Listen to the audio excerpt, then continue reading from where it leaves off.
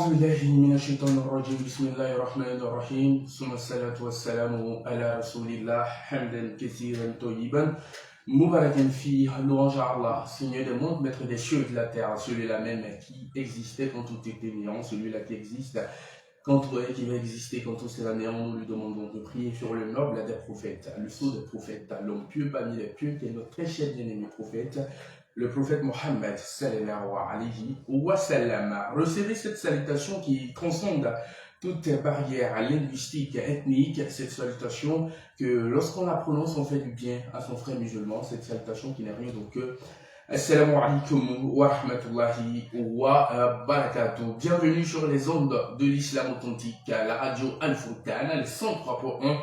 Vous êtes bien évidemment à votre émission Écoutez l'imam. Derrière ce cracheur Rasman Kaboré, la technique, ça sera l'affaire de Kone Ismaël. Et aujourd'hui, je reçois pour vous et chez vous Imam Samanké Mohamed. Imam Samanké Mohamed est prédicateur. Il est bien installé dans notre studio. Salam alaikum, Imam. Wa alaikum salam wa rahmatullahi wa barakatuh. Merci d'avoir accepté notre invitation. Alors, avec Imam Samanké Mohamed, on parlera aujourd'hui de les conditions de validité des actes d'adoration en islam. Comment peut-on permettre, selon quoi, quel type d'adoration faut faire et avoir au moins un petit sens selon d'adoration entre nous, selon comprendre comment on a réussi cette adoration-là. Voilà, car l'agrément de l'adoration appartient à Allah subhanahu wa ta'ala. Mais nous allons parler en quelque sorte de les conditions de validité des actes d'adoration avec l'imam. Alors, imam, je le disais tantôt, merci déjà d'avoir accepté notre invitation. Absolument. Ça fait quelques semaines d'absence et d'arrêt de notre émission. On espère que les auditeurs vont nous reprendre en cours, Inch'Allah. Alors, pour vous, c'est quoi l'adoration? Qu'est-ce que l'adoration en islam? Alhamdulillah. والعاقبة للمتقين ولا عدوان إلا على الظالمين ثم الصلاة والسلام على رسول الله وعلى آله وأصحابه أجمعين. Il est très important de poser cette question parce que voyez-vous, certaines personnes, l'adoration d'abord en islam, c'est spécifique à Allah. L'adoration est spécifique à Allah. Et certains croyants posent certaines actions pour autre qu'Allah subhanahu wa ta'ala, du fait que dans leur imaginaire collectif, ça ne représente pas une adoration. Donc pour eux, l'adoration, c'est la prière, c'est le jeûne, c'est seulement ça, et d'autres formes d'autres choses qu'on fait ne peuvent pas forcément être considérées au même titre que ces adorations. Nous disons que l'adoration, comme le disent les savants, c'est un nom englobant. L'adoration, c'est un nom englobant toute pensée, toute parole et toute action qu'Allah aime et agrée, qu'elle soit cachée ou apparente. Donc, toute pensée, toute parole et toute action qu'Allah aime et agrée, qu'elle soit cachée ou apparente, est considérée comme étant une adoration. Merci pour ce point d'éclaircissement, ce point qui va permettre, Inch'Allah, qu'on rentre réellement dans le vif même du sujet. Le mot condition. Vraiment, imam, condition, existe-t-il réellement des conditions de validité de notre adoration? Vous venez nous dire tout à l'heure, l'adoration, c'est toute action que Allah aime, que ça soit pensée ou caché, pensée, dans la pensée, dans les actes et même caché. Est-ce qu'il existe réellement des conditions de validité de ces adorations-là? Alhamdulillah, alhamdulillah, wahda, wa sallallahu wa sallam wa barik ala Muhammad wa ala alihi wa ashabihi wa sallam tasliman kassira. Amma ba'd. Il existe effectivement des conditions, c'est-à-dire des choses sans lesquelles l'adoration n'est pas valable auprès d'Allah subhanahu wa ta'ala. Et c'est ainsi que Allah subhanahu wa ta'ala, il a dit dans le Saint-Coran, il dit وَقَدِمْنَا إِلَى مَا عَمِلُوا مِنْ عَمَلٍ فَجَعَلْنَاهُ حَبًّا مَنْثُورًا.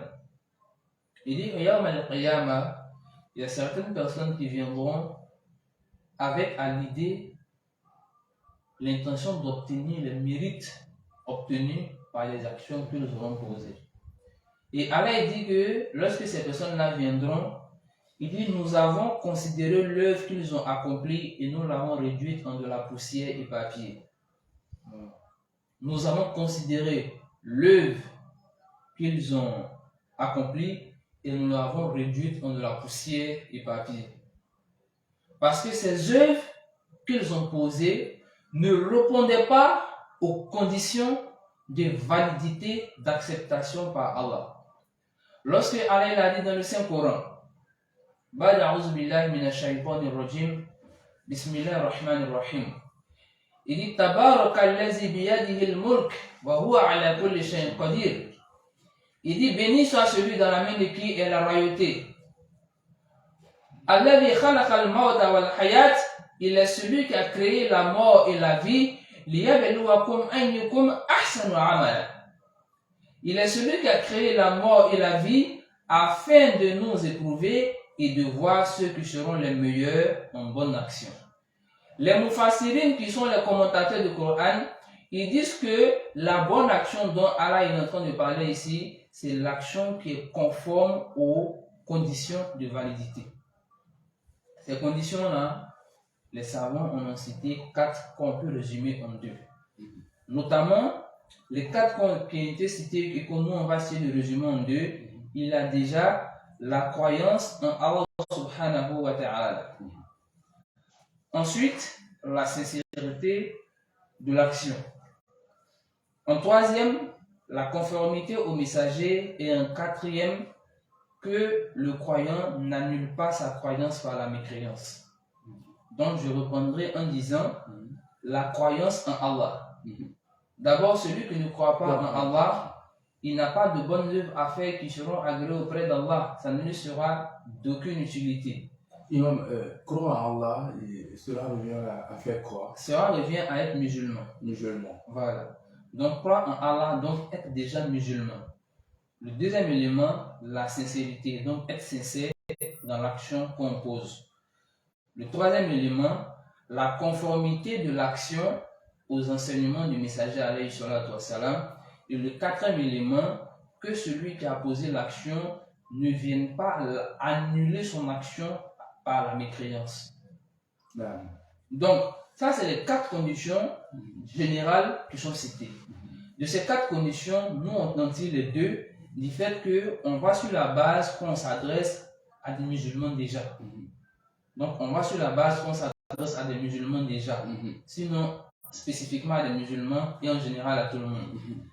Un 4e élément, que n'annule pas la croyance par la mécréance, on fait l'invocation pour nos frères et sœurs que personne ne puisse tomber dans cette pratique.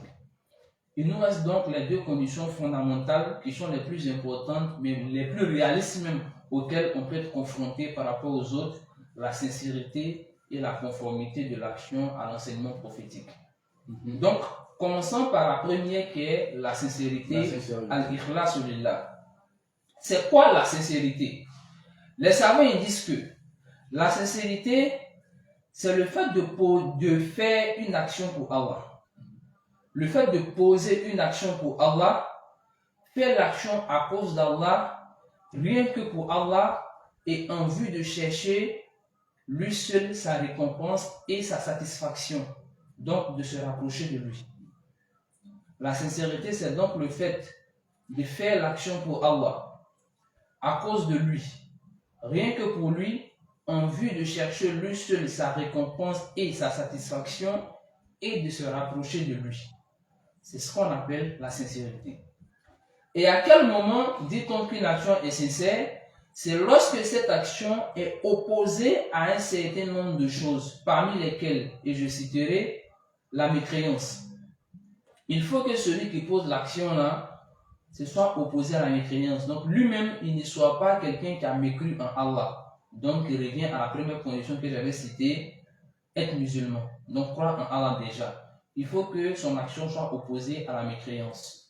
2e élément, il faut que son action soit opposée au shirk, qui est le polythéisme, donc faire l'action pour autrui qu'Allah, ou bien en même temps pour Allah et pour autre chose. Donc l'action doit être aussi opposée au shirk, qui est le polythéisme. Troisièmement, l'action doit être aussi opposée à l'ostentation, qui est l'ostentation. Donc la mise en œuvre excessive d'un bienfait qu'Allah t'a accordé, utiliser cela par ostentation pour poser une action, ça c'est aussi opposé à la sincérité. Ensuite, l'action doit être opposée à l'intérêt personnel. Il faut que celui qui pose l'action là, il n'ait aucun intérêt particulier personnel à obtenir en faisant cette action.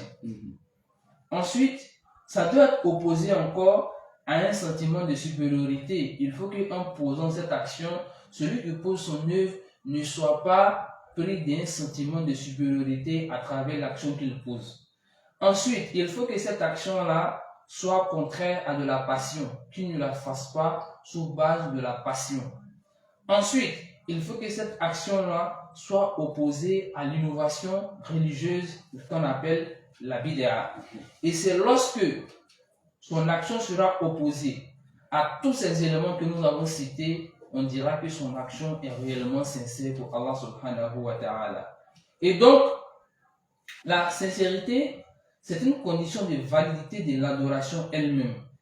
La sincérité, c'est être honnête envers Allah et c'est l'adorer avec ihsan, perfection. Allah est pur, il n'accepte que ce qui vient des gens qui sont purs, les gens donc qui sont sincères. C'est pourquoi Allah est dans le Saint-Coran. Il dit à son messager, alayhi salatu wassalam, il lui dit, Kul, il dit, et dit, Kul in tukhfu ma fi sudurikum aw tubduhu ya'lamuhu Allah. Il dit, et dis-leur, si vous cachez ce qui est dans vos cœurs ou bien si vous le montrez, Allah le connaît parfaitement déjà. Donc chacun soit sincère dans l'œuvre qu'il pose pour Allah. Alors, Imam, lors de ce développement, vous avez parlé de la passion. Il y a d'autres, leur passion, c'est de faire la prédication. Est-ce que on va parler de là, de contradiction face à la sincérité, pardon? La passion est associée à tout ce qui est déviance dans le cadre purement religieux, théologique, dans le cadre de la croyance. Dans les autres aspects de la vie, on ne peut pas réussir dans quelque chose sans être passionné par cette chose.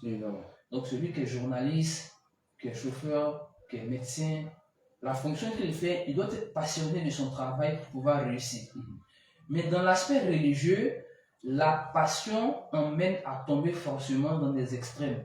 Et une fois qu'on atteint un extrême, soit de négligence ou bien d'exagération, on sort du juste milieu. Donc quelqu'un peut dire qu'il est passionné de la prédication. Il n'y a pas d'opposition. Il considère la prédication comme une forme de profession qu'il exerce.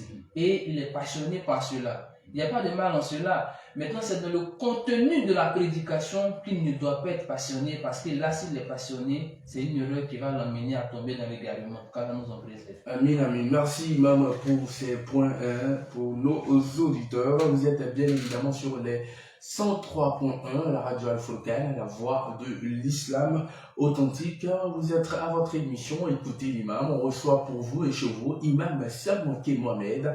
Imam Samouké Mohamed est prédicateur. On parle des conditions de validité des actes d'adoration en islam. Imam a su bien développer qu'est-ce que l'adoration. Il nous a donné des réponses et aussi les conditions de l'adoration, de la validité de l'adoration.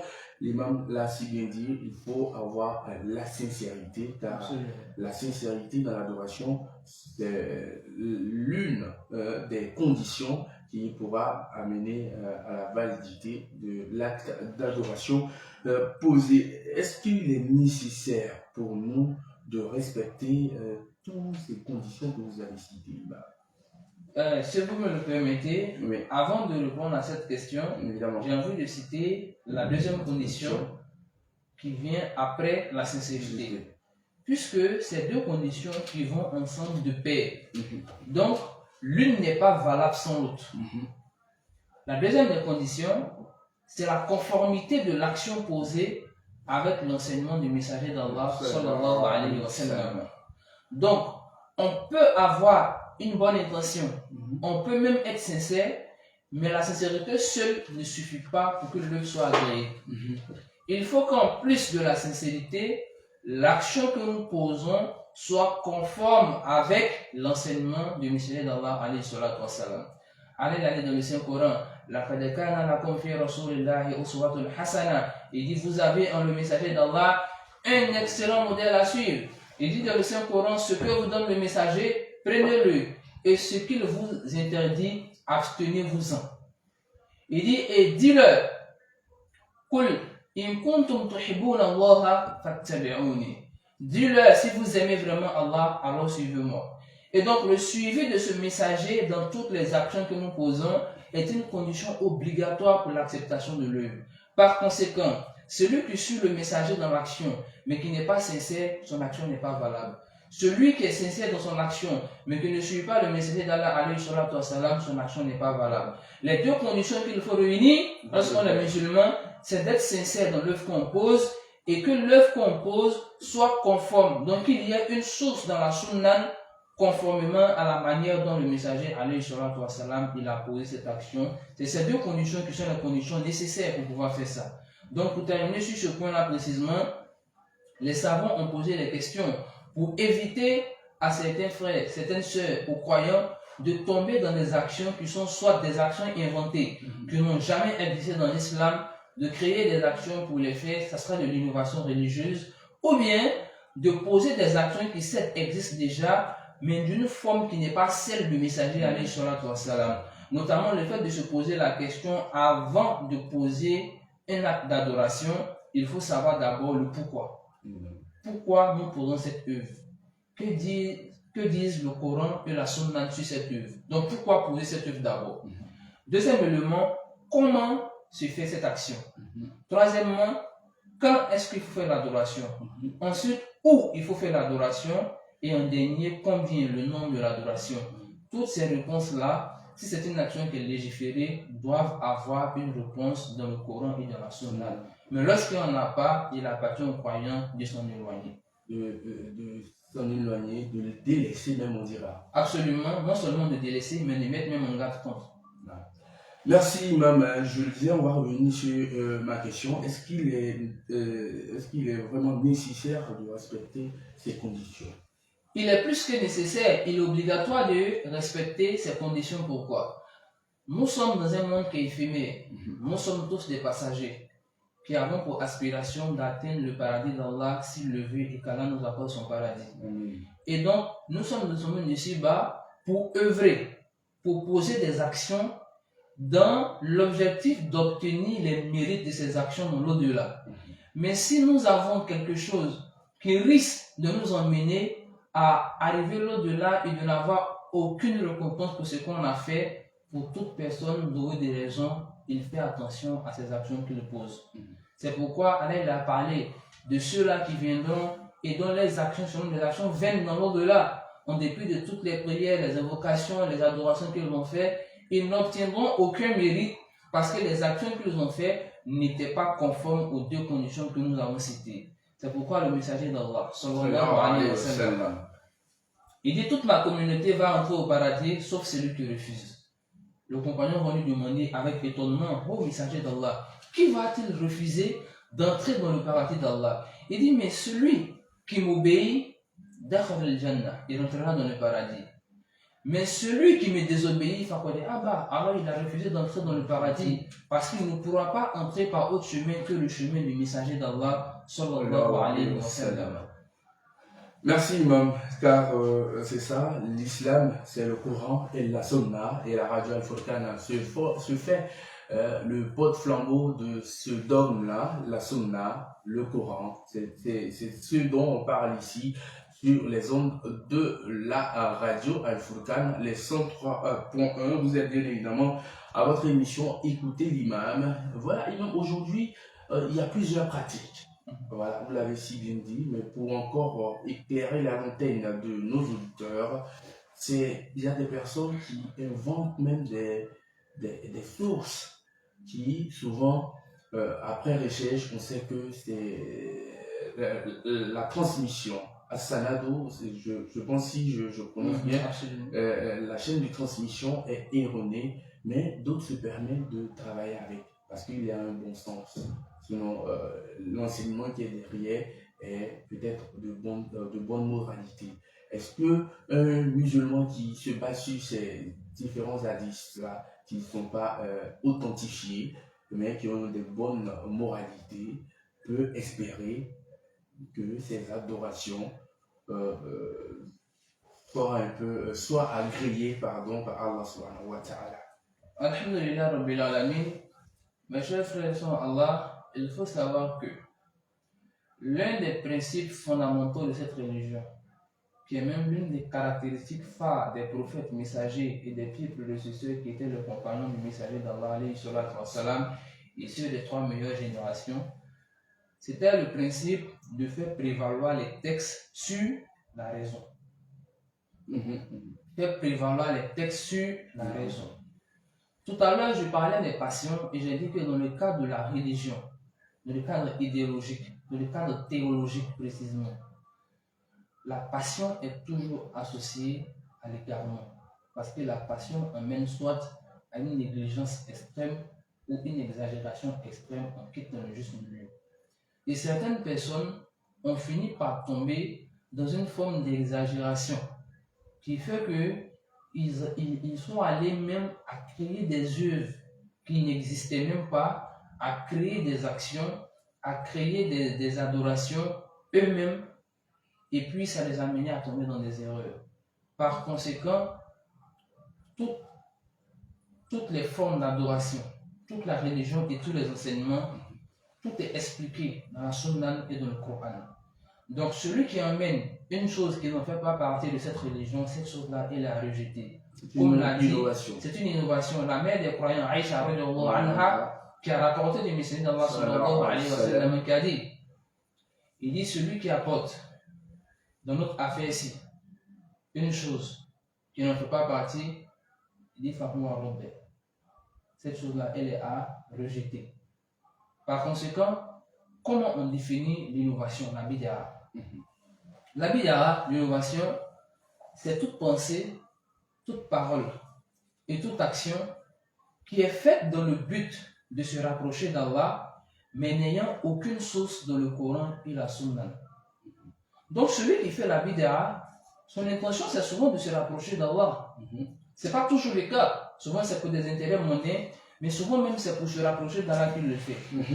Mais ça ne suffit pas du fait que c'est une action qui n'est pas conforme aux enseignements prophétiques. Et donc, il appartient aux croyants de s'en éloigner parce que ça représente un danger véritable. Et le messager d'Allah sallallahu alayhi wa sallam, dans un hadith authentique, il dit, c'est Allah aime si l'un de vous fait une œuvre, qu'il soigne son œuvre. Alors les compagnons lui ont demandé, ô messager d'Allah, comment soigner une œuvre? Il dit, purifier l'action de toute insincérité et de toute innovation. L'action qu'on pose. Absolument. Que ce soit par la pensée. Que ce soit par la parole ou par l'action, il faut purifier cette action-là par toute forme d'insincérité et purifier l'action par toute forme d'innovation. Merci Imam pour ce point, car peut-être vous l'aurez remarqué, dans notre société aujourd'hui, on est confronté à ces types d'adoration, surtout la jeunesse aujourd'hui va avec cette adoration-là qu'ils trouvent peut-être, je dirais, facile pour eux, afin d'atteindre la face d'Allah, et pourtant le sunnah du prophète Mohammed sallallahu alayhi wa sallam est le chemin la plus sûre. C'est le meilleur de tous les chemins, mais c'est surtout le seul chemin qui permet d'obtenir la satisfaction d'Allah. Merci Imam Samanké El Mohamed qui nous enseigne sur les conditions de validité des actes d'adoration en islam. Il a même affirmé qu'il est nécessaire de respecter les conditions qui sont la sincérité et la conformité avec la sunna du prophète Mohammed sallallahu alayhi wa sallam et nettoyer toute forme d'adoration d'une pensée, parole et action d'innovation, voilà, qui va nous permettre, Inch'Allah, d'avoir la face d'Allah, qu'Allah facilite pour nous tous et qu'il fasse que nous ayons cette occasion d'agrément de nos adorations. Alors, Imam, vous avez parlé que toute récompense doit venir d'Allah. Alors, et celui-là qui espère autre récompense au-delà d'Allah, parce que on entend surtout sur nos différents réseaux sociaux, moi je suis devenu musulman, ou bien je fais cette adoration, c'est pas pour avoir le paradis, c'est parce que Allah même mérite cette adoration. Est-ce que ce sont des propos qui peuvent nuire à notre action d'adoration? Il y a plusieurs formes de propos qu'on peut citer, qui sont des propos malheureux desquels le croyant doit faire très attention. L'un d'entre les croyants peut réciter une parole à laquelle il n'accordera pas grande importance, qui pourtant peut être la cause d'un grand châtiment qu'il va subir dans la tombe. Par conséquent, toute action que le croyant impose, il n'espère que la récompense d'Allah. Et à travers cela, si autrui lui donne une autre récompense, il a le droit de l'accepter, mais il ne l'a pas fait en premier lieu pour cela. Dans un hadith, le messager d'Allah sallallahu alayhi wa sallam, il a été dit, ô messager d'Allah, quelqu'un lui a posé la question, ô messager d'Allah, l'homme qui recherche la récompense d'Allah et le louge des gens, qu'aura-t-il? Le messager d'Allah alayhi wa sallam a répondu, il n'aura rien une fois, il n'aura rien deux fois, il n'aura rien trois fois. Parce qu'il voulait la récompense d'Allah, mais il voulait en même temps une autre récompense qui est en dehors de celle-ci. Lorsqu'on pose une action en islam, on ne cherche que la récompense d'Allah, c'est tout. C'est la meilleure des récompenses, c'est la plus satisfaisante de toutes les réponses. Et une fois qu'on a fait ça, Allah lui-même, par sa grâce, peut faire la pause quelqu'un d'autre qui nous donnera un bien. Ce bien-là, c'est un bien secondaire que nous n'avons même pas visé, mais c'est Allah qui nous l'a donné. Mais en premier lieu, on ne vise que la récompense d'Allah d'abord. Merci Imam. J'ai aussi donné l'exemple, c'est vrai, on ne vise que la récompense d'Allah, mais celui-là même qui dit, lui, en bambara pour traduire, parce que je pense qu'en bambara c'est j'adore Allah parce qu'il mérite d'être adoré, sinon c'est pas pour un autre pied. Est-ce que ces propos-là sont valables? C'est des propos qui sont déséquilibrés, mais c'est surtout des propos par ignorance. Parce que pourquoi? On adore Allah pour deux raisons. On adore Allah pour obtenir son bien et pour se préserver du mal. Donc le messager d'Allah sallallahu alayhi wa sallam, il a dit Al-Muslim bayna khawf wa raja. Il dit le musulman, il vit entre la crainte et l'espoir. La crainte de l'enfer d'Allah et l'espoir de son paradis. Donc certes, nous adorons Allah parce qu'il est le seul digne maître dans l'adoration. Mais on l'adore surtout parce que nous avons espoir que nous offre son paradis et que nous préserve de son feu. C'est ce qui est correct de dire. C'est pourquoi j'ai dit que la parole est déséquilibrée, mais c'est surtout une parole qui est dite par ignorance. Merci, Imam. Merci pour ce point. Évidemment, je pense qu'on va clore avec des mots de l'imam. Imam, un conseil à l'endroit de tous nos auditeurs, ceux-là qui nous suivent actuellement. Le conseil que j'ai envie de dire, c'est que la réussite du croyant ne dépend que d'Allah. Mais surtout, la valeur et la récompense des actions que le musulman impose ne dépendent pas de la quantité de l'œuvre, mais de la qualité de l'action. Par conséquent, il faut choisir une petite action qu'on fait régulièrement avec sincérité. Elle est bien meilleure auprès d'Allah qu'une grande action médiatisée avec peu d'intention, peu de mérite et qui ne sera pas valable. Merci beaucoup Imam. Vous êtes à votre émission Écoutez l'Imam, derrière ce cracheur Asman Kaboré. On recevait pour vous Imam Samanki Mohamed derrière la baie vitrée. C'est l'affaire de Koné Ismaël. Ne décrochez surtout pas. La radio Al-Furqan continue avec plusieurs autres enseignements. D'ici là, portez-vous bien. Salam alaikum wa rahmatullah wa barakatuh.